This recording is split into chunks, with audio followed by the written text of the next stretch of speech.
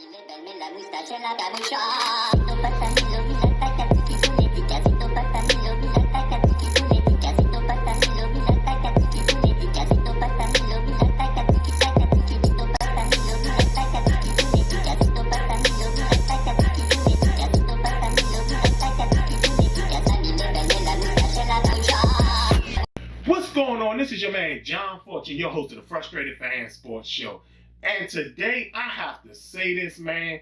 Sometimes, when you start to like where the Washington franchise is going, they always do something that pisses you off enough to say, here we go again. Now, I know a lot of y'all going to say, what's the problem? The problem I have is that, okay, you have an issue at safety. Again, the two guys that came, the fact that Cameron Curl came in and played well was okay. But you said that you needed help at safety and you wanted to find a quality guy. You bring in Eric Ried, and then you do what, to me, is the most blatantly disrespectful thing you could ever do to a player who's a genuine starter in the league. You offer him a practice squad contract. Not a game, practice. And if you didn't want the guy here, just don't bring him in or even give him a call. I mean, that was just a waste of time. What were you trying to prove there? Because to me, this goes back to me hoping this wasn't a political thing. Like, when can we get the political aspect of sports out of it and understand that here, that guy can start here. He may not be able to start in Kansas City or maybe Seattle or even San Francisco, but he can start here because we need the help here. And to bring this man in and offer him a practice squad contract, you knew you were being blatantly disrespectful. And that to me is this is where you sit up here and you say, we're changing the culture, but yet and still you're doing things like this that makes us as fans say, why? Why would you do that? In all honesty, that doesn't even make any sense. I wouldn't bring a player here or give a player a call if I didn't want him to be here. And offering them a practice squad position or contract was definitely what you shouldn't be doing, especially to a guy who used to be a starter.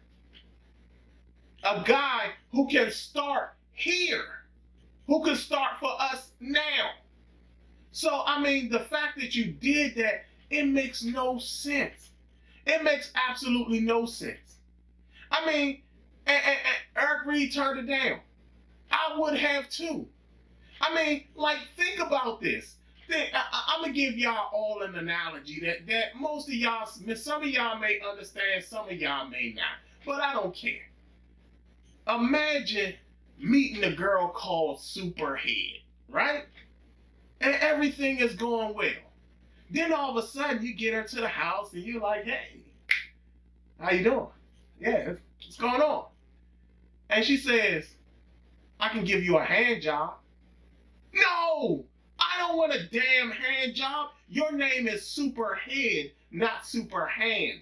I need what your moniker is. I don't want anything other than that. I don't want anything less than that.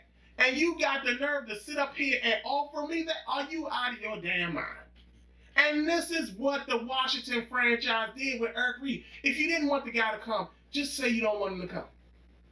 If you didn't want the guy here, just say you don't want him here. And earlier in the season, we had the Jack Del Rio situation in regards to me doing the earlier video that I will post in the description below, where I said he should just shut up and coach. Because he was responding to fake Twitter handlers and things, fake Twitter accounts and all that type of stuff. And I hope this was, again, not one of those situations. Because if this is, in fact, one of those situations, you didn't even have to bring him in. What are you trying to prove? What are you trying to show? It makes no sense to even do it. You know this man is a starter. You know this man can start here right now. And you do him like that? That's colder than what you could even imagine.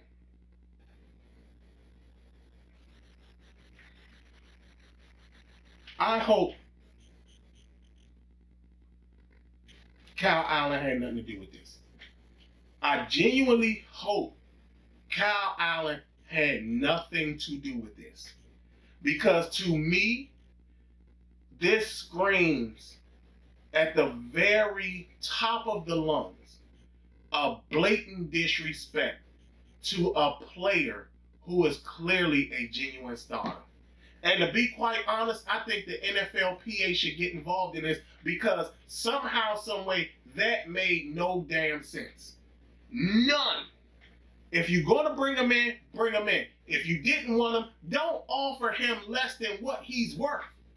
Don't offer a man a practice squad contract knowing he's actually worth an actual contract. I tell you, y'all, it's like we can't even have happiness for a win that we just got just on Sunday because we're too busy doing stuff that makes no sense on Tuesday, Wednesday, and Friday. I mean, every time we turn around, when we find a moment to be happy, there's always something to make us say, damn, here we are again. We still have not changed the culture like we were supposed to. And here we are again in a situation. I'm more mad for this because of the fact that at the end of the day, you didn't even have to bring the guy in. Minus the fact of what his stance was and the fact that we got Jack Del Rio who's here, who's an avid Trump supporter and things like that. That was cold. Cold. None of that has to be a part of this. None of it. And nobody's going to convince me that offering him a practice squad contract didn't have something to do with politics because it damn well did. All you had to do was not ask the man to come in at all or ask him or call him or anything. Or how about this? Don't offer him nothing. Don't even offer him a contract. You could have did that as well.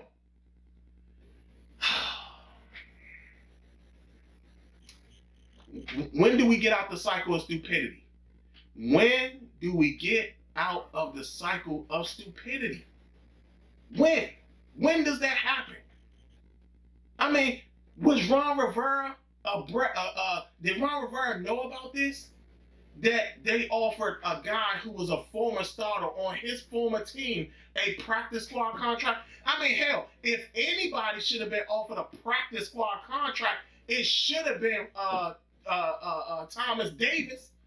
I mean, if you're going to really think about offering someone a practice squad contract, it should have been Thomas Davis. Man, I don't know. I'm glad it's the bye week. I'm just glad it's the bye week. It's been your man, John Fortune, and it's been the Frustrated Fan Sports Show.